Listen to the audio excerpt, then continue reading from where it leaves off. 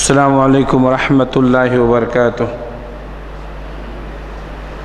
الحمد للہ رب العالمین والعاقبۃ للمتقین والصلاة والسلام علی رسولہ الکریم وعلی آلہ واصحابہ وازواجہ اجمعین وعلی من تبعہم بإحسان الی یوم الدین، اما بعد فاعوذ باللہ السمیع العلیم من الشیطان الرجیم، بسم اللہ الرحمن الرحیم۔ یا ایہا الذین آمنوا اتقوا اللہ حق تقاتہ ولا تموتن الا وانتم مسلمون۔ یا ایہا الناس اتقوا ربکم الذی خلقکم من نفس واحدہ وخلق منها زوجها وبث منہما رجالا کثیرا ونساء واتقوا اللہ الذی تساءلون به والارحام ان اللہ کان علیکم رقیبا۔ یا ایہا الذین آمنوا اتقوا اللہ وقولوا قولا سدیدا یصلح لکم اعمالکم ویغفر لکم ذنوبکم ومن یطع اللہ ورسولہ فقد فاز فوزا عظیما۔ وقال اللہ تعالی فی مقام آخر، اعوذ باللہ من الشیطان الرجیم، اتلو ما اوحی الیک من الکتاب وَأَقِمِ الصَّلَاةَ إِنَّ الصَّلَاةَ تَنْهَى عَنِ الْفَحْشَاءِ وَالْمُنْكَرِ وَلَذِكْرُ اللَّهِ أَكْبَرُ وَاللَّهُ يَعْلَمُ مَا تَصْنَعُونَ۔ وعن ابن عمر رضی اللہ تعالی عنہما قال قال رسول اللہ صلی اللہ علیہ وسلم بنی الاسلام علی خمس، شہادت اللہ الہ الا اللہ وان محمد رسول اللہ وإقام الصلاة وإيتاء الزكاة والحج وصوم رمضان، متفق علیہ۔ حضرات گرامی، ہر طرح کی تعریف اس اللہ رب العالمین کے لیے ہے جو سارے جہان کا خالق ہے، مالک ہے، حاکم ہے، رازق ہے، جس کے ہاتھ میں پوری دنیا کی بادشاہت ہے اور جو اپنے عرش پر ہوتے ہوئے پوری کائنات کا نظام چلا رہا ہے۔ بعدہ اس کے تمام نبیوں اور رسولوں پر درود و سلام نازل ہوں، خصوصاً آخری نبی حضرت محمد مصطفیٰ صلی اللہ علیہ وسلم پر، جو آخری نبی، آخری رسول، آخری پیغمبر بنا کر اس دنیا کے لیے بھیجے گئے اور جن کے بعد اب قیامت تک کوئی نبی آنے والا نہیں ہے۔ حضرات گرامی، آج رمضان المبارک کی 28ویں رات ہے اور بڑی ہی تیزی کے ساتھ رمضان المبارک کا مہینہ گزر رہا ہے۔ چند ایام، چند گھڑیاں باقی رہ گئی ہیں۔ ہمیں ان چند گھڑیوں کی، چند دنوں کی اور چند راتوں کی قدر کرنے کی ضرورت ہے۔ ہم اللہ سے دعا کرتے ہیں کہ اللہ رب العالمین رمضان المبارک کے بقیہ ایام، بقیہ راتیں، باقی گھڑیاں جو ہیں، اللہ تبارک و تعالی ہمیں اس سے زیادہ فائدہ اٹھانے کی توفیق عنایت فرمائے۔ حضرات، قرآن مجید کی ایک آیت 21ویں پارے کی پہلی آیت ہے، میں نے آپ حضرات کے سامنے تلاوت کی ہے۔ اتلو ما اوحی الیک من الکتاب وَأَقِمِ الصَّلَاةَ إِنَّ الصَّلَاةَ تَنْهَى عَنِ الْفَحْشَاءِ وَالْمُنْكَرِ وَلَذِكْرُ اللَّهِ أَكْبَرُ وَاللَّهُ يَعْلَمُ مَا تَصْنَعُونَ۔ اس آیت میں اللہ تبارک و تعالیٰ نے کچھ کاموں کو انجام دینے کا حکم دیا ہے۔ اتلو ما اوحی الیک من الکتاب، اللہ تعالیٰ نے فرمایا اپنے نبی صلی اللہ علیہ وسلم کو مخاطب کر کے کہ آپ کے اوپر جو کتاب وحی کی گئی ہے، بھیجی گئی ہے، اس کی آپ تلاوت کریں، یعنی قرآن مجید کی تلاوت کریں۔ اللہ کے نبی صلی اللہ علیہ وسلم کو حکم دے کر کے آپ کے ذریعے سے پوری امت کو حکم دیا گیا ہے کہ ہم قرآن مجید کی تلاوت کا اہتمام کریں۔ قرآن مجید کا اور رمضان کا بہت گہرا تعلق ہے، اس لیے کہ رمضان کے مبارک مہینے میں ہی قرآن مجید کا نزول ہوا اور اللہ کے نبی صلی اللہ علیہ وسلم رمضان المبارک میں قرآن مجید کی تلاوت کا خاص اہتمام کیا کرتے تھے، اور ہر سال حضرت جبریل کے ساتھ آپ قرآن کا دور کرتے تھے، ایک بار قرآن ضرور ختم کرتے تھے، اور جس سال آپ صلی اللہ علیہ وسلم کی وفات ہوئی اس سال اللہ کے نبی صلی اللہ علیہ وسلم نے قرآن مجید کو 2 بار ختم کیا، 2 دور کیا۔ تو معلوم یہ ہوا کہ قرآن مجید کی تلاوت کا اہتمام اللہ کے نبی صلی اللہ علیہ وسلم کرتے تھے۔ آج ہمارے لوگوں کی حالت یہ ہے کہ ہم قرآن پڑھنا بھی نہیں چاہتے ہیں، سننا بھی نہیں چاہتے ہیں، سمجھنا بھی نہیں چاہتے ہیں، عمل بھی نہیں کرنا چاہتے۔ تو آیت میں پہلی چیز جس کا حکم دیا گیا ہے قرآن مجید کی تلاوت کا۔ قرآن مجید کی تلاوت کا خاص اہتمام ہونا چاہیے۔ اللہ کے نبی صلی اللہ علیہ وسلم فرماتے ہیں کہ اگر کوئی شخص قرآن مجید کا ایک حرف پڑھتا ہے تو اللہ تعالیٰ اس کو 10 نیکی دیتے ہیں۔ آپ نے مثال دے کر کے فرمایا کہ الف حرف، لام حرف، میم حرف۔ الف ایک حرف ہے، لام ایک حرف ہے، میم ایک حرف ہے۔ اگر کوئی الف لام میم پڑھتا ہے تو گویا کہ اس نے قرآن مجید کے 3 حروف پڑھے، اور ایک حرف پڑھنے کا ثواب 10 ہے، تو 3 حروف پڑھنے کا ثواب کتنا ہو گیا؟ 30۔ یعنی اگر کوئی شخص قرآن مجید میں صرف الف لام میم پڑھتا ہے تو اس کو 30 نیکیاں مل جاتی ہیں۔ کتنا آسان ہے! لیکن اس کے باوجود بھی ہمارے بہت سارے لوگ قرآن مجید کی تلاوت کا اہتمام نہیں کرتے۔ یہ نیکیاں، ثواب کی یہ تعداد رمضان المبارک کے مہینے میں اور بڑھ جاتی ہے، اس لیے رمضان میں خصوصی طور پر تلاوت قرآن کا اہتمام کرنا چاہیے۔ یہ آیت میں پہلا حکم ہے اللہ کا۔ دوسرا، اتلو ما اوحی الیک من الکتاب واقم الصلاۃ۔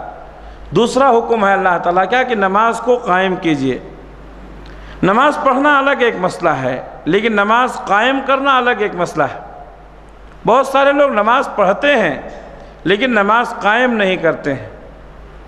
موقع ملا تو نماز پڑھ لیے، موقع ملا تو جمعہ پڑھ لیے۔ نماز کا خصوصی طور پر اہتمام ہونا چاہیے۔ قرآن مجید میں اللہ تبارک و تعالیٰ نے متعدد مقامات پر نماز کو قائم کرنے کا حکم دیا گیا، اور قائم کرنے کا مطلب یہ ہوتا ہے کہ نماز کو اس کے وقت پر پڑھا جائے، جماعت کی پابندی کے ساتھ پڑھا جائے، خشوع اور خضوع کے ساتھ پڑھا جائے، خلوص اور للہیت کے ساتھ پڑھا جائے، اور فرض سمجھ کر کے اس کو ادا کیا جائے۔ یہ تمام چیزیں اگر اس کے اندر پائی جاتی ہیں تو اس کو اقامت صلاۃ کہتے ہیں۔ اللہ تبارک و تعالیٰ نے اقامت صلاۃ کا حکم دیا ہے، نماز قائم کرنے کا، یعنی نماز پڑھنا بھی ہے، وقت کی پابندی بھی کرنی ہے، جماعت کا اہتمام بھی کرنا ہے، خشوع اور خضوع بھی ہونا چاہیے، خلوص اور للہیت بھی ہونی چاہیے۔ ان شرائط کے ساتھ اگر کوئی شخص نماز پڑھتا ہے تو گویا کہ وہ نماز کو قائم کرتا ہے۔ تو اللہ تعالیٰ نے آیت کے دوسرے ٹکڑے میں فرمایا وَأَقِمِ الصَّلَاةَ، نماز قائم کرو۔ پھر آگے اللہ تبارک و تعالیٰ نے اس کا فائدہ بتایا،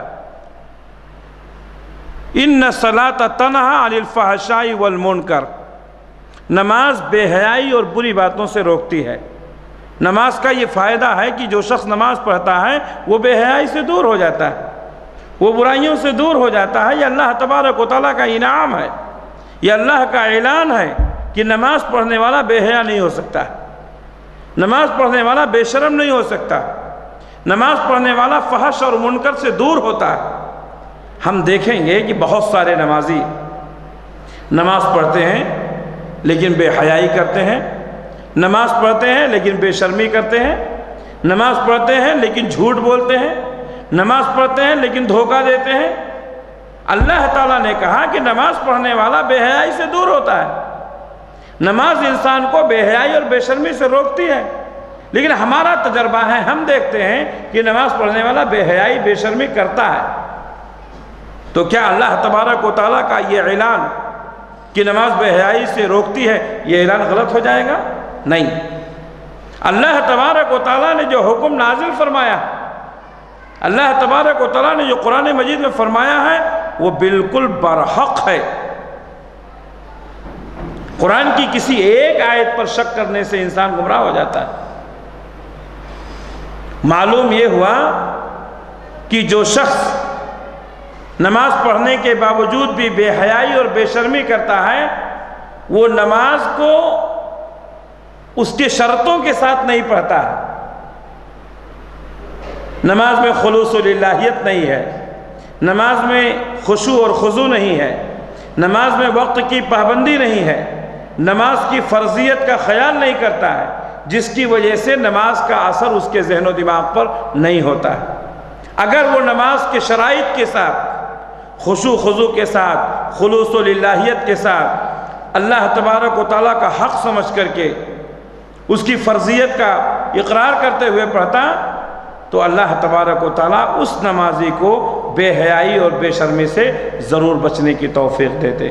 ایک شخص نماز پڑھ رہا ہے لیکن بے حیائی اور بے شرمی کر رہا ہے، تو ہم کو یہ سمجھ لینا چاہیے کہ اس کی نماز درست نہیں ہے۔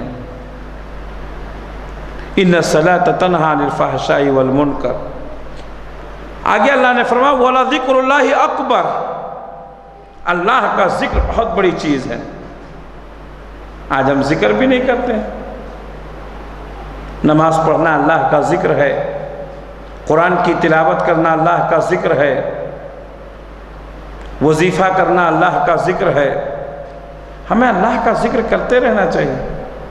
کہیں بھی آپ بیٹھے رہیں، مسجد میں بیٹھے ہیں، گھر میں بیٹھے ہیں، دکان میں بیٹھے ہیں، سفر میں ہیں، گاڑی چلا رہے ہیں، ہمیشہ اللہ کا ذکر کرتے رہنا چاہیے۔ لا تنسى ذکر اللہ، اللہ کے ذکر کو کبھی مت بھولیے۔ اللہ کے نبی صلی اللہ علیہ وسلم اللہ سے دعا کرتے تھے، اے اللہ مجھے ذکر کرنے والی زبان دے، شکر کرنے والا دل دے، اور اے اللہ میرے بدن کو قوت اور طاقت دے جس سے میں تیری عبادت کر سکوں، مجھے تھکان نہ محسوس ہو، تیری عبادت میں چستی آئے۔ یہ تینوں بہت اہم ہیں، ذکر کرنے والی زبان، شکر کرنے والا دل، عبادت کرنے والا بدن اور جسم۔ میرے بھائیوں، ہمیشہ اللہ کا ذکر کرتے رہنا چاہیے۔ وَلَذِكْرُ اللَّهِ أَكْبَرُ وَاللَّهُ يَعْلَمُ مَا تَصْنَعُونَ، جو کچھ بھی تم کر رہے ہو اللہ جانتا ہے، تمہارے تمام حرکتوں سے باخبر ہے۔ صحیح بخاری صحیح مسلم کی حدیث میں نے تلاوت کی ہے۔ عبداللہ ابن عمر رضی اللہ تعالیٰ عنہ بیان کرتے ہیں کہ اللہ کے رسول نے فرمایا کہ اسلام کی بنیاد 5 چیزوں پر ہے، 5 پلرز ہیں، 5 ستون ہیں جس کے اوپر اسلام کی عمارت قائم ہے۔ اگر وہ پلرز ختم کر دیے جائیں تو عمارت ختم ہو جائے، وہ ستون ختم کر دیے جائیں تو عمارت کا وجود ختم ہو جائے گا۔ بنی الاسلام علی 5، شہادت اللہ الہ الا اللہ وان محمد رسول اللہ۔ اسلام کی پہلی بنیاد، اسلام کا پہلا ستون کیا ہے؟ توحید کا اقرار کرنا اور نبی کی رسالت کا اقرار کرنا۔ اس کے بعد فوراً وہ اقام الصلاۃ، نماز قائم کرنا، وہ ایتاء الزکوٰۃ، زکوٰۃ ادا کرنا، والحج، حج کرنا، وصوم رمضان، اور رمضان کے روزے رکھنا۔ یہ 5 اسلام کے بنیادی ارکان ہیں۔ ان میں سے کسی ایک کا انکار کرنے والا فرضیت کا کافر ہو جاتا ہے، اور جان بوجھ کر کے ان میں سے کسی کا چھوڑنے والا فاسق ہوتا ہے، گنہگار ہوتا ہے۔ تو اسلام، یہ اسلام کے بنیادی ارکان میں سے اہم رکن ہے۔ اسی لیے توحید کے اقرار اور نبی کی شہادت، نبی کی رسالت کی اقرار کے بعد جو دوسرا حکم ہوا وہ نماز پڑھنے کا۔ آج ہم میں سے بہت سارے مسلمان ایسے ہیں جو نماز نہیں پڑھتے ہیں۔ ماشاءاللہ رمضان میں دیکھے تو مسجد میں جگہ نہیں ملتی ہے، 5 وقت کا مصلی پیچھے نماز پڑھتا ہے، رمضان کے مصلی آگے آ جاتے ہیں، نئے جبے، نئی ٹوپی، نیا جوش، نیا ولولہ۔ ماشاءاللہ اچھی بات ہے، اللہ سے دعا کرو یہ جوش باقی رکھے۔ رمضان میں مسجدوں میں جگہ نہیں ملتی ہے، عید کی نماز پڑھنے کے بعد وہیں سے غائب ہوتا ہے، اس کے بعد یا تو جمعہ کو ملے گا نہیں تو پھر رمضان میں۔ کیا فائدہ ہے؟ کیا فائدہ ہے؟ اسلام کے جو 5 بنیادی ارکان ہیں، ان تمام کا اللہ تبارک و تعالیٰ نے حکم دنیا میں نازل کیا، لیکن جب نماز کی فرضیت کی بات آئی تو اللہ تعالیٰ نے امام کائنات صلی اللہ علیہ وسلم کو معراج میں بلایا، 7 آسمان کے اوپر گئے، سدرۃ المنتہا سے آگے گئے، اور اللہ تبارک و تعالیٰ نے 50 وقت کی نماز فرض کی۔ واقعہ مشہور ہے، حدیث معراج میں سب جانتے ہیں۔ اللہ کے نبی صلی اللہ علیہ وسلم 50 وقت کی نماز لے کر کے آئے، حضرت موسیٰ علیہ السلام سے ملاقات ہوئی، کہا کیا ملا؟ کہا 50 وقت کی نماز فرض ہے۔ کہا 50 وقت کی؟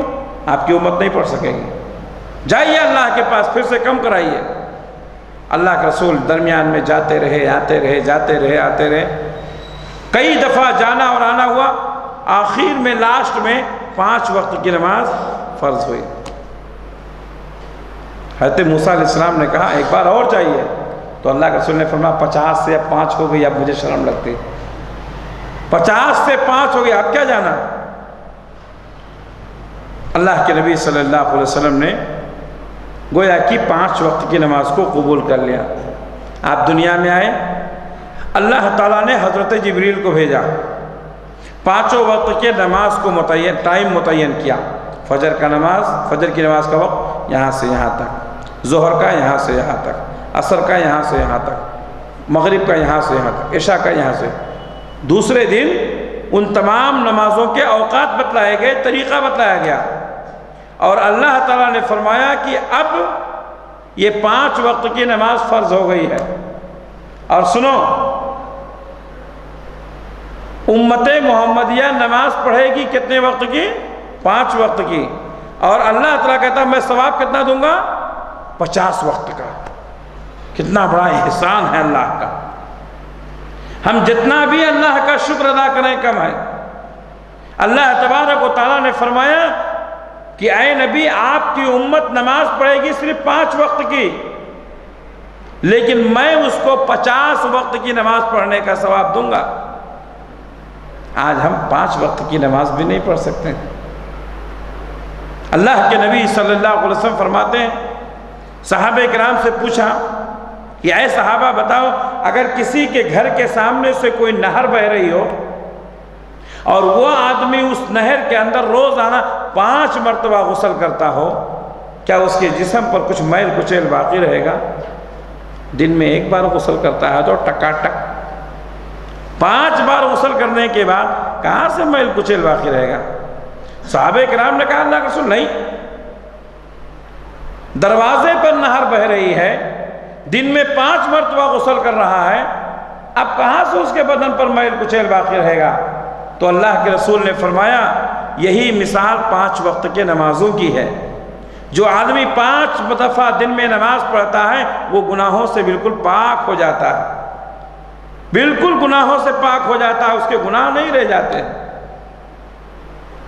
ایک اور حدیث میں اللہ کے نبی صلی اللہ علیہ وسلم نے فرمایا کہ جب ظہر کی نماز کا وقت ہوتا ہے تو اللہ تبارک و تعالیٰ کی طرف سے ایک فرشتہ اعلان کرتا ہے، اے اللہ کے بندو، تم نے جو غلط کام کر کے اپنے اوپر جہنم کی آگ کو جلا لیا ہے، اٹھو اور نماز پڑھ کے اس کو بجھا دو۔ فجر سے لے کر کے ظہر کے وقت میں انسان کتنی غلطیاں کرتا ہے، کتنا گناہ کرتا ہے، کتنی غلطیاں اس سے سرزد ہوتی ہیں۔ جب وہ ظہر کی نماز پڑھ لیتا ہے تو فجر اور ظہر کے درمیان کے جتنے گناہ ہیں سب معاف ہو جاتے ہیں۔ پھر ظہر کے بعد وہ کام کاج کے لیے نکلتا ہے، کچھ غلطیاں کرتا ہے، کچھ خامیاں ہوتی ہیں، کچھ گناہ کرتا ہے۔ عصر کے وقت اللہ تبارک و تعالیٰ کی طرف سے ایک فرشتہ اعلان کرتا ہے، اٹھو اور تم نے جو کچھ بھی گناہ کیے ہیں اور آگ کو اپنے اوپر لازم کر لیا ہے، اٹھو اس آگ کو بجھا دو۔ آدمی اٹھتا ہے، عصر کی نماز پڑھتا ہے اور اپنے اوپر کی آگ کو بجھا لیتا ہے۔ 5 ٹائم اسی طرح سرکولیشن ہوتا رہتا ہے، فجر کی نماز، ظہر کی نماز، عصر کی نماز، مغرب کی نماز، عشاء کی نماز، درمیان میں جتنی غلطیاں ہیں سب معاف ہو جاتی ہیں۔ اور بہت سارے لوگ نماز سوچتے ہیں کہ نماز پڑھنا کوئی ضروری نہیں ہے، موقع ملا تو پڑھ لیا، موقع میں نہیں ملا تو نہیں پڑھے۔ ایک صحابی اللہ کے نبی صلی اللہ علیہ وسلم کے پاس آئے اور سوال کیا، اے اللہ کے رسول، ای الاعمال افضل، سب سے اہم کام، سب سے بہتر کام دنیا میں کیا ہے؟ تو اللہ کے رسول نے فرمایا الصلاۃ علی وقتہا، نماز کو اس کے وقت پر پڑھنا یہ سب سے اچھا کام ہے۔ صحابی رسول کہتے ہیں میں نے پوچھا کہ اس کے بعد دوسرا کام کیا ہے؟ تو کہا بر الوالدین، ماں باپ کے ساتھ اچھا سلوک کرنا، احسان کرنا۔ صحابی کہتے ہیں میں نے پوچھا تیسرے نمبر پہ، تو اللہ کے رسول نے فرمایا الجہاد فی سبیل اللہ، اللہ کے راستے میں جہاد کرنا۔ معلوم یہ ہوا کہ دنیا میں سب سے اچھا کام ہے وقت پر نماز پڑھنا، دوسرے نمبر پہ ماں باپ کی خدمت کرنا، تیسرے نمبر پہ اللہ کے راستے میں جہاد کرنا۔ ہمارے کتنے مسلمان بھائی ایسے ہیں جو چائے پیتے وقت نماز کا وقت ختم کر دیتے ہیں،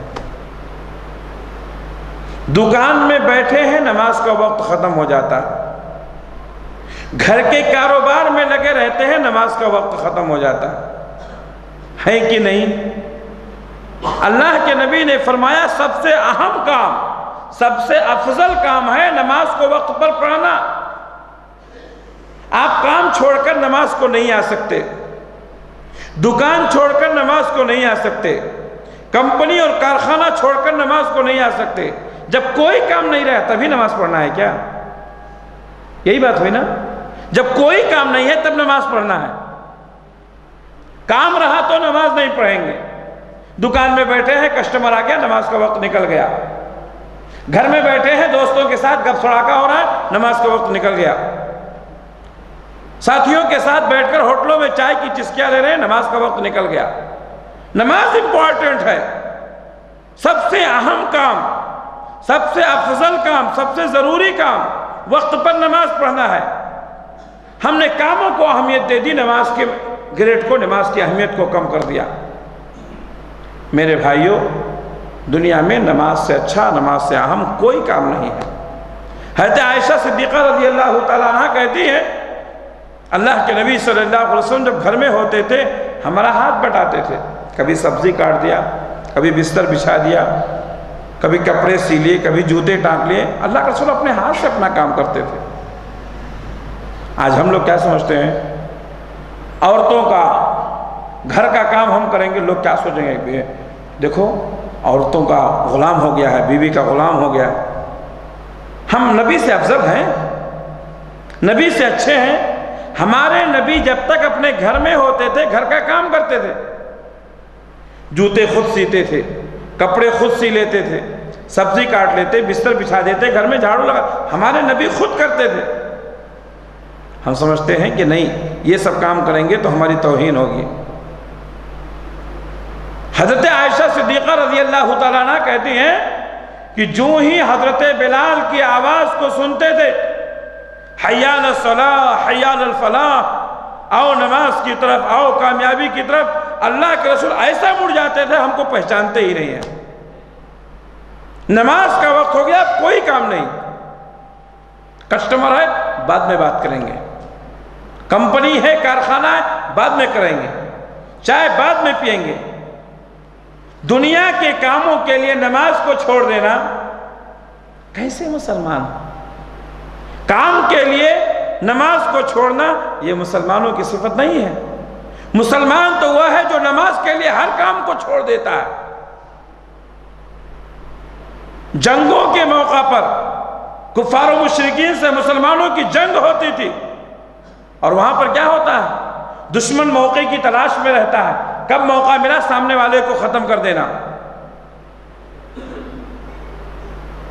جنگ کے موقع پر دشمن سامنے ہے، پوری قوت اور طاقت کے سامنے ہے، نماز کا وقت ہو گیا، ایک آدمی نے اذان دی اذانیں کبھی یورپ کے کلیساؤں میں، کبھی افریقہ کے تپتے ہوئے صحراؤں میں، یہ مسلمانوں کی صفت تھی۔ ان کی اذان سے کفار و مشرکین کے ایوانوں میں زلزلے آ جاتے تھے۔ جنگ کے موقع پر بھی اذان دی جاتی تھی، جنگ کے موقع پر بھی نماز ادا کی جاتی تھی۔ حدیث کی کتابیں اٹھا کر پڑھو، اللہ کے نبی صلی اللہ علیہ وسلم نے فرمایا مسلمانوں کو دو ٹکڑوں میں تقسیم کیا جائے، آدھے لوگ دشمن کا مقابلہ کریں گے، آدھے لوگ نماز پڑھیں گے، پھر وہ لوگ آ کر کے دشمن کا مقابلہ کریں گے، یہ لوگ جا کر نماز پڑھیں گے۔ بتائیے جنگ کا معاملہ ہے، انسان کی زندگی کا سوال ہے، لیکن نہیں، نماز کو وقت پر پڑھنا ہے۔ آ گیا عین لڑائی میں اگر وقت نماز، قبلہ روحوں کے زمیں بوس ہوئی قوم حجاز، ایک ہی صف میں کھڑے ہو گئے محمود و ایاز، نہ کوئی بندہ رہا اور نہ کوئی بندہ نواز، بندہ و صاحب و محتاج و غنی ایک ہوئے، تیری سرکار میں پہنچے تو سبھی ایک ہوئے۔ یہ نماز کی برکت ہے۔ کتنا بھی اہم کام ہو، نماز کا وقت ہو اس کو چھوڑنا ہے، پہلے نماز پڑھنی ہے۔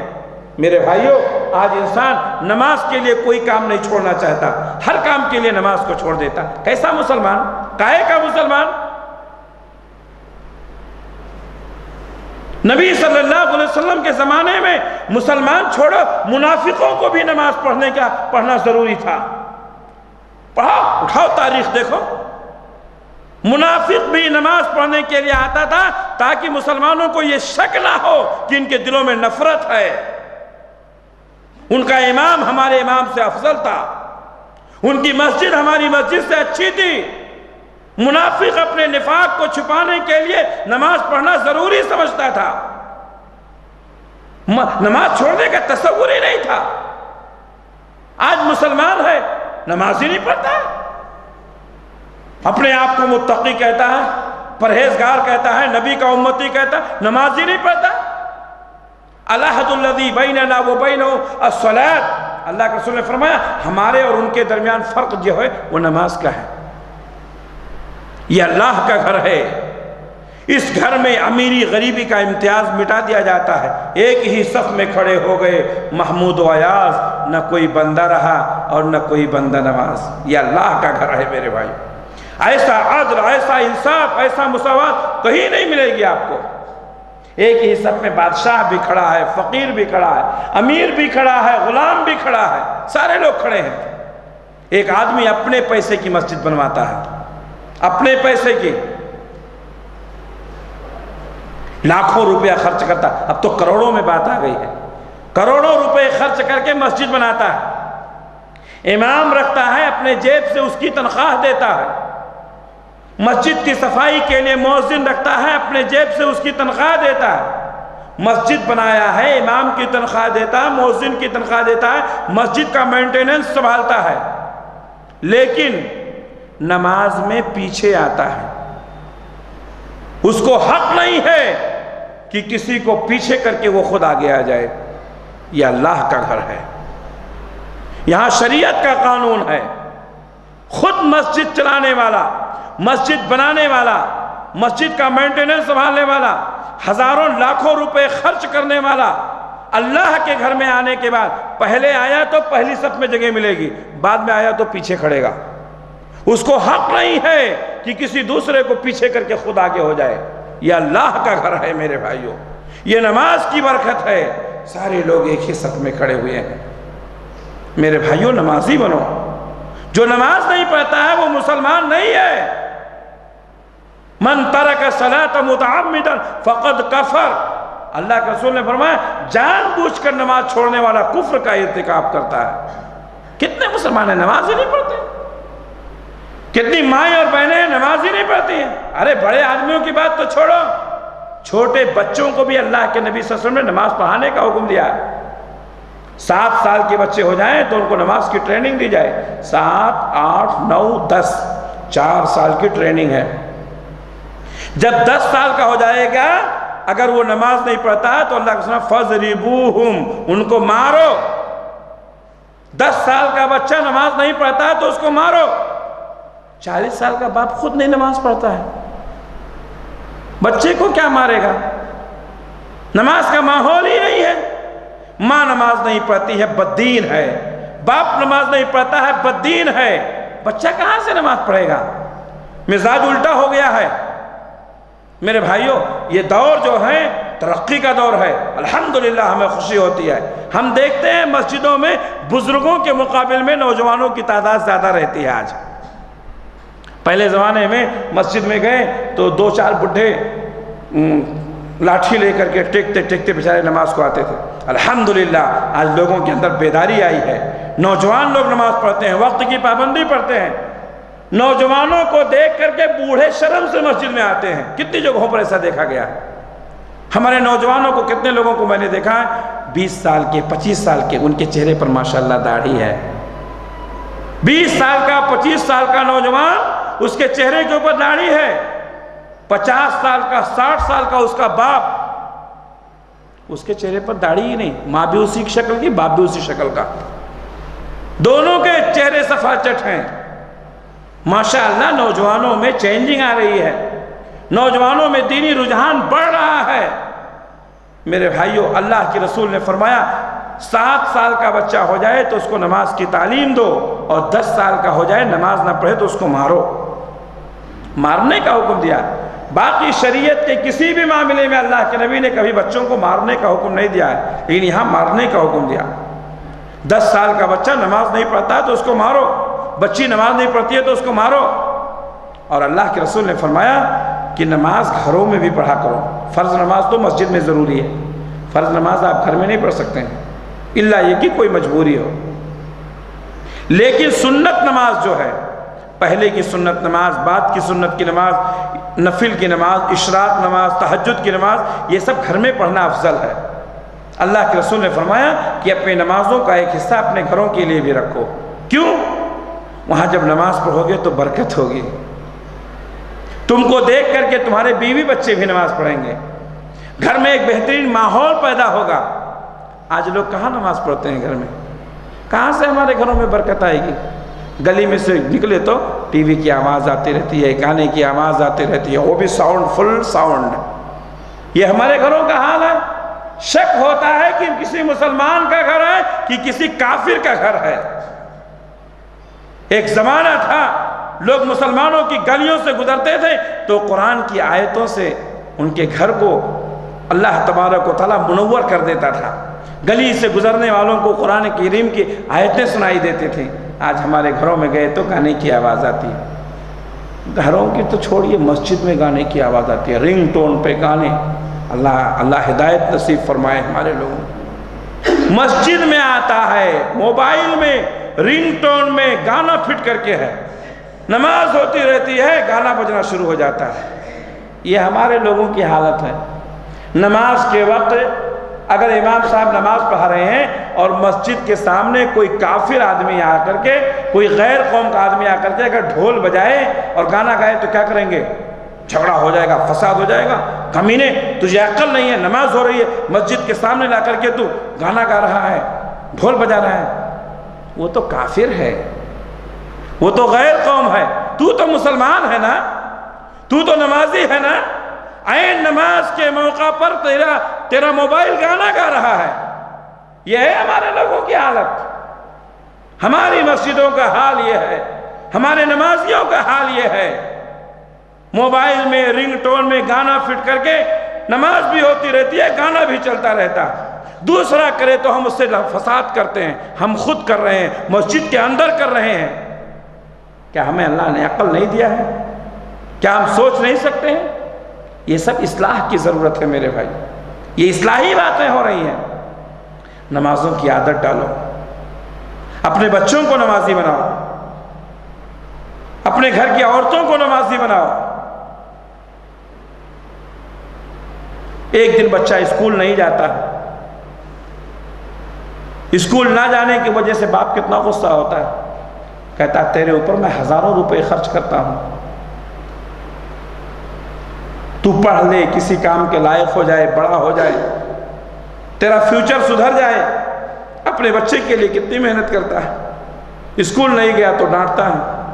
بہت کم لوگ ہیں جو اپنے بچوں سے پوچھتے ہیں کہ بچہ نماز پڑھتا ہے کہ نہیں، فجر پڑھا ہے کہ نہیں، ظہر میں گیا ہے کہ نہیں۔ اصل تو یہ ہے میرے بھائیوں، مرنے کے بعد کام آنے والی چیز یہ ہے۔ لیکن آج نہ ہم خود نماز پڑھتے ہیں نہ اپنے بچوں کو نماز۔ جو نماز نہیں پڑھتا ہے مسلمان ہی نہیں ہے۔ کافروں کو، منافقوں کو اللہ کے نبی صلی اللہ علیہ وسلم کے زمانے میں منافقین اپنے نفاق کو چھپانے کے لیے نماز پڑھنا ان کے لیے ضروری تھا۔ آج ہمارے لوگوں کی عادت یہ ہے، دنیا کے کاموں میں مشغول رہتے ہیں، نماز کی کوئی فکر ہی نہیں رہتی ہے۔ ایک جماعت ہو گئی، اس کے بعد دوسری جماعت، اس کے بعد تیسری جماعت۔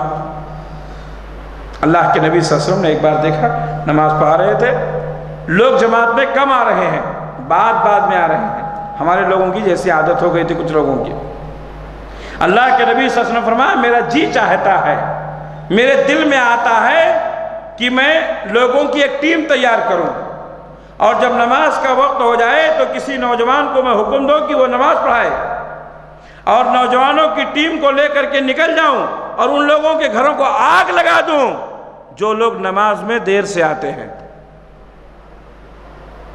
ہمارے نبی نے ان کے گھروں کو جلانے کا حکم دیا، لیکن آپ نے فرمایا پھر میں سوچتا ہوں اس میں بیوی بچے ہیں، عورتیں ہیں، اگر جلایا جائے گا تو سب جل جائیں گے، اس لیے میں چھوڑ دیتا ہوں۔ میرے بھائیوں، بے نمازیوں کا انجام بہت برا ہونے والا ہے۔ اللہ کے نبی نے فرمایا اول ما یحاسب به العبد یوم القیامہ الصلاۃ فإن صلحت صلح سائر عمله وإن فسدت فسد سائر عمله۔ قیامت کے دن اللہ تبارک و تعالیٰ سب سے پہلا سوال جو کرے گا وہ نماز کے متعلق ہوگا۔ اگر نماز کے متعلق سوال کیا گیا یہ صحیح رہا تو باقی اعمال بھی اس کے صحیح مان لیے جائیں گے۔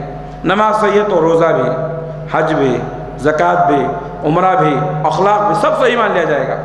وَإِن فَسَدَتْ، اور اگر نماز میں کسی طرح کی کوئی گڑبڑی نکلی، اس کوئسچن میں فیل ہو گیا، فَسَدَتْ سَائِرُ عَمَلِهِ، تو اس کے سارے اعمال برباد ہو جائیں گے۔ نہ حج کام آئے گا، نہ عمرہ کام آئے گا، نہ زکوٰۃ آئے گا، نہ اخلاق، کچھ بھی کام نہیں آئے گا۔ کیوں؟ اس لیے کہ انسان کی نجات کا دار و مدار نماز کی صالحیت پر ہے۔ نماز امپورٹنٹ ہے۔ اگر ہم نجات چاہتے ہیں تو ہم کو نماز پڑھنی ہوگی۔ جو آدمی نماز نہیں پڑھتا ہے اس کے دین کی کوئی گارنٹی نہیں ہے۔ اللہ کے نبی صلی اللہ علیہ وسلم کا آخری جملہ، آخری کلام جو تھا، حضرت علی رضی اللہ تعالیٰ کہتے ہیں کان آخر کلامہ رسول اللہ صلی اللہ علیہ وسلم الصلاۃ وما ملکت ایمانکم۔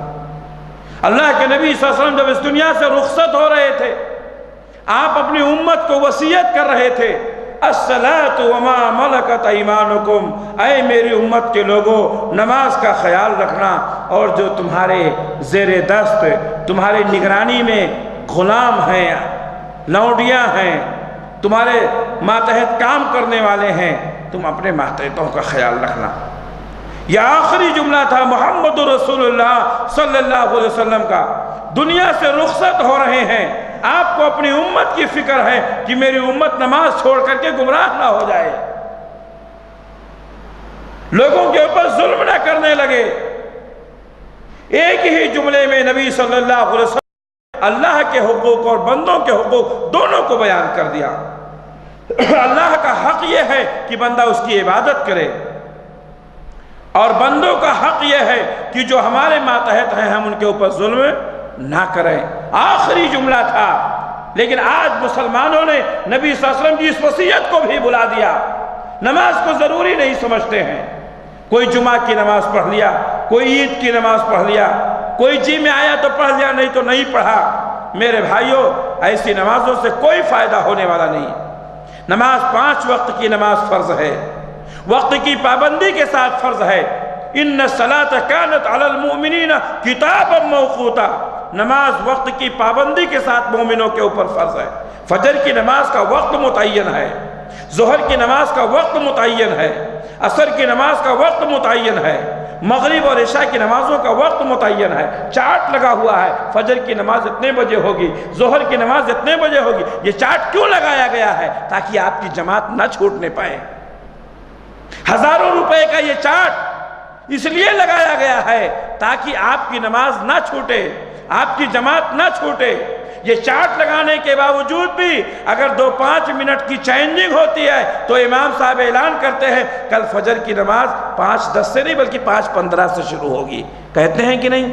چارٹ لگا ہوا ہے پھر بھی یاد دہانی کے لیے، تاکہ آپ کی جماعت نہ چھوٹے۔ اس کے باوجود بھی 15 منٹ 20 منٹ پہلے پھر اذان دی جاتی ہے، اذان دیا جاتا ہے، چارٹ لگا ہوا ہے، اعلان کیا جاتا ہے۔ اس کے باوجود بھی اگر آپ جماعت کی پابندی نہیں کرتے ہیں تو اس کا مطلب آپ نماز میں سستی کرتے ہیں، آپ نے جماعت کی اہمیت کو نہیں سمجھا، آپ نے جماعت کی اہمیت کی قدر نہیں کی۔ اللہ کے نبی صلی اللہ علیہ وسلم فرماتے ہیں صلاۃ الجماعت افضل من صلاۃ الفرض ب27 درجہ۔ ایک آدمی اکیلے نماز پڑھتا ہے، ایک آدمی جماعت کی پابندی کے ساتھ نماز پڑھتا ہے، دونوں میں 27 درجے کا فرق ہے۔ کیوں؟ اکیلے نماز پڑھتا ہے، جب چاہا رکوع کر لیا، جب چاہا سجدہ کر لیا، جب چاہا نماز ختم کر لی، 2 رکعت نماز 3 منٹ میں فنش کر دیا، اکیلے کا معاملہ ہے، اس لیے اس کا ثواب 1 گنا ہے۔ لیکن جب جماعت کے ساتھ نماز پڑھتا ہے، امام کے ماتحت میں نماز پڑھتا ہے، اپنی مرضی سے رکوع نہیں کر سکتا، اپنی مرضی سے سجدہ نہیں کر سکتا ہے۔ جب امام رکوع کرے گا تب رکوع کرے گا، جب امام سجدہ کرے گا تب سجدہ کرے گا۔ تو جماعت سے نماز پڑھنے والا امام کے تابع ہوتا ہے، اپنے نفسیات پر کنٹرول کرتا ہے۔ اللہ تبارک و تعالیٰ نے اس کنٹرول کی وجہ سے اس کا گناہ 27 گنا ثواب زیادہ کر دیا۔ میرے بھائیو، جماعت کی پابندی سے نماز فرض ہے، اس لیے ہر آدمی اپنے آپ کو نمازی بنائے اور جماعت کی پابندی کے ساتھ نماز پڑھے، خود بھی اور اپنے بچوں کو بھی۔ اللہ کے نبی صلی اللہ علیہ وسلم کا آخری وقت ہے، آپ کو بخار بہت تیز ہے۔ آج لوگوں کی عادت ہے، حضرت آپ فجر میں نہیں تھے، ذرا سر میں درد تھا، ظہر میں نہیں تھے، ذرا آپ کی نیند آ گئی۔ چھوٹی چھوٹی باتوں کا بہانہ بنا کر کے انسان نماز چھوڑ دیتا ہے۔ ذرا غور کرو، اللہ کے نبی صلی اللہ علیہ وسلم کا آخری وقت ہے، جس بیماری میں آپ شفا نہیں پا سکے، عشاء کی نماز کا وقت ہے، پوری مسجد صحابہ سے بھری ہوئی ہے۔ اللہ کے نبی صلی اللہ علیہ وسلم کو ذرا ہوش آتا ہے، کہتے ہیں نماز ہو گئی؟ بار بار نماز پوچھتے ہیں۔ صحابہ کرام نے کہا اللہ کے رسول پورے جماعت حاضر ہے، آپ کا انتظار ہے۔ اللہ کے نبی صلی اللہ علیہ وسلم نے ارادہ کیا، چلیں اٹھیں نماز پڑھائیں۔ ارادہ کرتے تھے اٹھنے کا، بھی ہوش ہو جاتے تھے۔ بخار کس قدر تھا، اماں عائشہ سے پوچھو، کہتی ہے میں ٹھنڈے پانی میں کپڑے کو بھگاتی تھی اور کپڑے کو نچوڑتی تھی، نبی کی پیشانی پہ رکھتی تھی، بخار کی شدت سے کپڑا گرم ہو جاتا تھا۔ اس قدر بخار سخت تھا، نبی اٹھ نہیں سکتے تھے، چل نہیں سکتے تھے، لیکن اس کے باوجود بھی فکر لگی ہوئی ہے نماز کی۔ ہوش میں آتے ہیں، پوچھتے ہیں نماز ہو گئی؟ صحابہ نے کہا اللہ کے رسول آپ کا انتظار ہے۔ اٹھنے کا ارادہ کیا، پھر بے ہوش ہو گئے۔ 3 مرتبہ ایسے ہی ہوا۔ ارادہ کرتے ہیں چلے نماز پڑھائیں، کھڑے نہیں ہو سکتے ہیں، اٹھ نہیں سکتے ہیں، بخار اس قدر شدید ہے، کپڑا بھگا کر کے نچوڑ کر کے پیشانی پر رکھا جاتا ہے تو کپڑا گرم ہو جاتا ہے۔ اماں عائشہ کی آنکھوں میں آنسو آ گئے۔ 3 بار مسلسل آپ کے اوپر بے ہوشی طاری ہو گئی۔ اللہ کے نبی نے فرمایا مر ابا بکر فلیصلی بالناس، جاؤ ابو بکر سے کہو آج سے وہ لوگوں کو نماز پڑھائیں گے۔ اللہ اکبر، آخری وقت میں ایسی شدید بیماری میں امام کائنات کو فکر لگی ہوئی ہے نماز پڑھنے کی۔ کہاں ہیں ہماری نمازیں؟ کہاں ہے ہمارا شوق؟ کہاں ہے ہمارا جذبہ؟ اپنے آپ کو مسلمان کہنے والوں، قیامت کے دن بڑا بھیانک انجام ہوگا اس کا۔ غلطیاں یہاں کرو گے، سزا وہاں ملے گی۔ نمازوں کا اہتمام کرو میرے بھائیوں۔ جو شخص نماز نہیں پڑھتا ہے اس کا ایمان خطرے میں ہے، اس کے ایمان کی کوئی گارنٹی نہیں ہے میرے بھائیوں۔ ابو بکر نے نماز شروع کر دی، اللہ کے نبی صلی اللہ علیہ وسلم کو پھر بھی چین نہیں ہے، اپنے 2 بھتیجوں کو بلاتے ہیں، ایک طرف حضرت فضل ابن عباس اور دوسری طرف علی ابن ابی طالب۔ فضل ابن عباس، دوسری طرف علی ابن طالب، آپ کے چچیرے بھائی ہیں۔ فضل ابن عباس آپ کے چچیرے، دونوں چچیرے بھائیوں کو بلاتے ہیں، دونوں کے اوپر ہاتھ رکھتے ہیں، اور آپ اس حال میں مسجد میں آتے ہیں کہ آپ پیر نہیں اٹھا سکتے ہیں، پیر گھسٹتا ہوا آپ مسجد میں آتے ہیں۔ اس حالت میں نبی صلی اللہ علیہ وسلم نے نماز پڑھی میرے بھائیوں۔ آج ہم چھوٹی چھوٹی بیماریوں کا بہانہ بنا لیتے ہیں، دنیا کی مشغولیت کا بہانہ بنا لیتے ہیں، نمازوں کو چھوڑ دیتے ہیں۔ کل قیامت کے دن اس کا انجام بڑا بھیانک ہونے والا ہے۔ جو لوگ نمازوں کو چھوڑتے ہیں، نمازوں کو نہیں پڑھتے ہیں، یہاں احساس نہیں ہوتا ہے مرنے کے بعد اس کا انجام ہونے والا ہے۔ اللہ کے نبی نے فرمایا قرۃ عینی فی الصلاۃ، میرے آنکھوں کی ٹھنڈک نماز میں ہے۔ آپ کے اوپر کوئی مصیبت آتی تھی، کوئی پریشانی آتی تھی، اللہ کے رسول مسجد میں آتے تھے، وضو کرتے تھے، 2 رکعت نماز پڑھتے تھے، اللہ سے دعا کرتے تھے، پریشانی دور ہو جاتی تھی۔ آج ہمارا حال کیا ہے؟ پریشانی ہے، ہول ہے تو ڈاکٹر کے پاس بھاگ کے جاتے ہیں، بھروسہ ہی نہیں ہے اللہ پر۔ الا بذکر اللہ تطمئن القلوب، اللہ کے ذکر سے دلوں کو اطمینان حاصل ہوتا ہے۔ ایک پریشان حال مسافر جب پوری دنیا سے نا امید ہو جاتا ہے، آتا ہے مسجد میں، وضو کرتا ہے، نماز پڑھتا ہے، 2 رکعت تھوڑی دیر کے لیے بیٹھتا ہے، اللہ سے دعا کرتا ہے، اس کو اطمینان ملتا ہے، سکون ملتا ہے۔ آپ تجربہ کر کے دیکھیں میرے بھائیوں، کہاں ہے ہماری نمازیں؟ جو میں سر بسجدہ ہوا کبھی تو زمین سے یہ آنے لگی صدا، تیرا دل تو ہے صنم آشنا، تجھے کیا ملے گا نماز میں؟ نماز کو آتے ہیں تو کاروبار کا ٹینشن ہے، نماز میں آتے ہیں تو دکان کا ٹینشن ہے، نماز میں آتے ہیں تو بیوی کا ٹینشن ہے، نماز میں آتے ہیں تو بچوں کا ٹینشن ہے۔ جو میں سر بسجدہ ہوا کبھی تو زمین سے یہ آنے لگی صدا، تیرا دل تو ہے صنم آشنا، تجھے کیا ملے گا نماز میں؟ میرے بھائیوں، نماز میں خشوع خضوع ہونی چاہیے۔ صحابہ کرام کی نمازیں کیسی ہوتی تھی؟ صحابی کے پیر میں تیر چبھ گیا، نکالتے تھے تو تکلیف ہوتی تھی، اپنے ساتھی سے کہتے ہیں میں نماز پڑھ رہا ہوں، جب میں نماز پڑھنے سجدے کی حالت میں چلا جاؤں تو تیر نکال دینا۔ اس قدر ان کی نمازیں ہوتی تھی، احساس ہی نہیں ہوتا تھا۔ آج ہماری نمازوں کا حال کیا ہے؟ سجدے میں ہیں تو کہاں کا خیال ہے، رکوع میں ہیں تو کہاں کا خیال ہے، بار بار گھڑی کی طرف دیکھ رہے ہیں کہ مولوی صاحب آج آپ نے 2 منٹ زیادہ لے لیا۔ یہ ہے ہماری نمازوں کا حال۔ مولوی صاحب کو اپنا غلام سمجھنے لگے ہیں، نماز پڑھ کے مولوی صاحب کے اوپر احسان کر رہے ہیں۔ یہ ہے ہمارے لوگوں کا حال میرے بھائیوں۔ اللہ کے واسطے اللہ سے ڈرو، نمازوں کی پابندی کرو، اللہ کے نبی صلی اللہ علیہ وسلم کی آنکھوں کو ٹھنڈک پہنچاؤ۔ اللہ کے نبی صلی اللہ علیہ وسلم فرماتے ہیں کل قیامت کے دن جب اللہ کے عرش کے سائے کے علاوہ کوئی سایہ نہیں ہوگا، 7 قسم کے لوگوں کو اللہ تعالیٰ اپنے عرش کے سائے میں جگہ دیں گے، جس میں سے ایک آدمی وہ ہوگا قلبہ معلق فی المساجد، جس کا دل ہمیشہ مسجد میں لگا رہے۔ ظہر کی نماز پڑھتا ہے، پڑھ کے باہر نکلتا ہے، اب اس کا دل لگا ہوا ہے کب عصر کی نماز ہوتی ہے پھر میں مسجد میں آنا۔ عشاء کی نماز پڑھ کے سوتا ہے، سوچتا ہے جلدی سو جائیں، ایسا نہ ہو فجر میں آنکھ نہ کھلے۔ ایک نماز کے بعد دوسری نماز کی فکر لگی ہوئی ہے۔ قلبہ معلق فی المساجد، جس آدمی کا دل مسجد میں لگا رہتا ہے، قیامت کے دن اللہ تعالیٰ اس کو اپنے عرش کے سائے میں جگہ دیں گے۔ آج ہمارا حال کیا ہے؟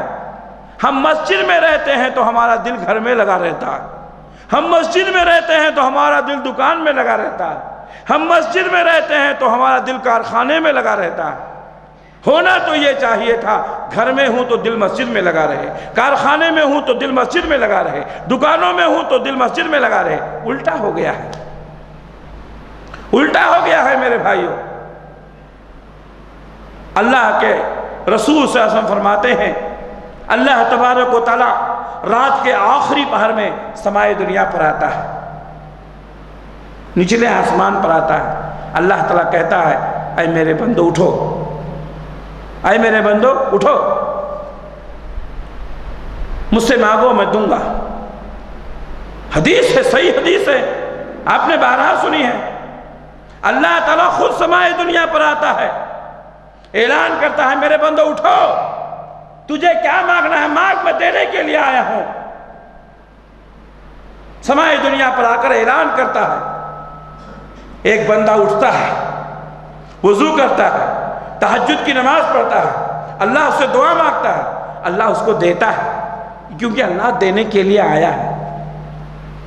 اللہ سمائی دنیا پر آتا ہے، اعلان کرتا ہے میرے بندے اٹھ، تجھے کیا چاہیے میں دینے کے لیے آیا ہوں۔ اس کو کتنی چربی ہے، اٹھنے کے لیے تیار نہیں، نماز پڑھنے کے لیے تیار نہیں، اللہ سے مانگنے کے لیے تیار نہیں۔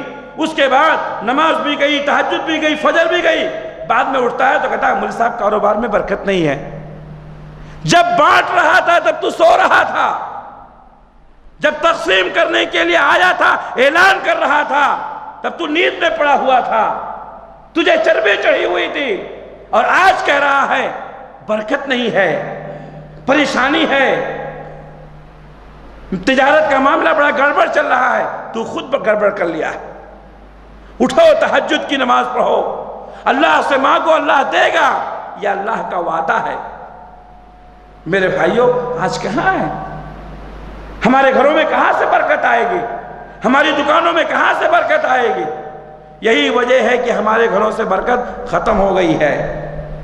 نماز پڑھیں گے، قرآن پڑھیں گے، ذکر کریں گے، اللہ کو یاد کریں گے، توبہ کریں گے، گھروں میں برکت ہوگی، دکانوں میں برکت ہوگی، زندگی میں برکت ہوگی، بچوں میں برکت ہوگی۔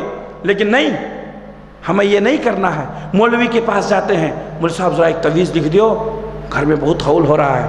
اب مولوی صاحب اپنی دکان چپکانے کے لیے کون سی تویز ہونا، کون سی تویز ہونا، کیسا بکرا رہتا ہے ویسی قیمت رہتی ہے کہ نہیں؟ کس قدر انسان اپنا ایمان عقیدہ بیچتا ہے۔ اللہ تعالیٰ نے فرمایا، اللہ کے نبی نے فرمایا، یہ کام کرو گے یہ فائدہ ہوگا، یہ کام کرو گے یہ فائدہ ہوگا، لیکن یہ نہیں، اس کو نماز پڑھنا اچھا نہیں لگتا ہے، ذکر کرنا اچھا نہیں لگتا ہے، قرآن کی تلاوت کرنا اچھا نہیں لگتا ہے۔ مولوی کو پیسے دے دے کے، اس کا جیب بھر بھر کے اپنا ایمان خراب کر رہا ہے، پیسے بھی دے رہا ہے، ایمان بھی بیچ رہا ہے۔ نماز پڑھو، نماز پڑھو، نماز پڑھو، قیامت کے دن کامیابی ملے گی۔ نماز نہیں پڑھو گے یہاں بھی رسوائی ہوگی، وہاں بھی رسوائی ہوگی۔ اللہ کے نبی صلی اللہ علیہ وسلم کی عادت تھی، فجر کی نماز کے بعد آپ اپنے مصلی پر بیٹھے رہتے تھے۔ آپ کے صحابہ میں کوئی خواب دیکھا ہوتا تو آپ اس کی تعبیر بیان کرتے تھے۔ ایک دفعہ کا واقعہ ہے، فجر کی نماز کے بعد بیٹھے ہوئے تھے، آپ نے صحابہ سے پوچھا آپ لوگوں نے کوئی خواب دیکھا ہے؟ صحابہ نے کہا نہیں، ہم نے نہیں دیکھا ہے۔ اللہ کا رسول نے فرمایا میں نے ایک خواب دیکھا ہے، آج میں نے ایک خواب دیکھا ہے، میرے پاس دو فرشتے آئے، مجھے اٹھایا گیا، ایک بہت بڑے میدان میں لے جایا گیا، وہاں میں نے دیکھا کہ ایک شخص جو ہے وہ لیٹا ہوا ہے، گدی کے بل لیٹا ہوا ہے، اور ایک دوسرا شخص ہے جس کے ہاتھ میں ایک بھاری پتھر ہے، صحیح حدیث ہے، ایک بھاری پتھر ہے، وہ پتھر اٹھا کے اس کے سر پہ مارتا ہے۔ اب بھاری پتھر مارو گے کسی کے سر پہ تو کیا ہوگا؟ پورا بلاسٹ، پورا سر چٹنی ہو جائے گا۔ اللہ کے نبی فرماتے ہیں ایک شخص لیٹا ہوا ہے اور دوسرا آدمی بھاری پتھر لے کے اس کے سر پہ مارتا ہے، پورا چٹنی ہو جاتا ہے، سر ختم۔